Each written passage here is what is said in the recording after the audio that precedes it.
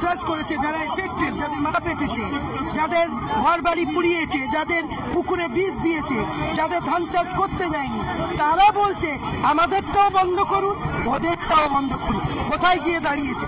আমি শুধু এটুকু বলতে চাই যে আমরা মানুষের সেবাও করব, আবার প্রত্যুত্তরে এই সন্ত্রাসের বাতাবরণ তৈরি হবে, দুটো হতে পারে না।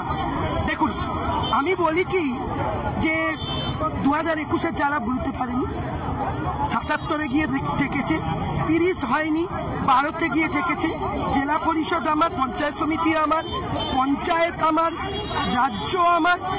এই জ্বালা ভুলতে না পেরে উস্কানিতে এটা করছে। এখানকার শুভবুদ্ধির উদয় হোক, এই স্টেপ আমাদের যাতে নিতে না হয়।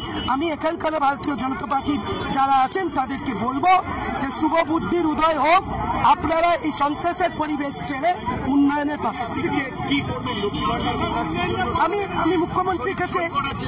মুখ্যমন্ত্রীর কাছে আবদার রাখবই যে এই আবদার নিশ্চিত ভাবে রাখবো।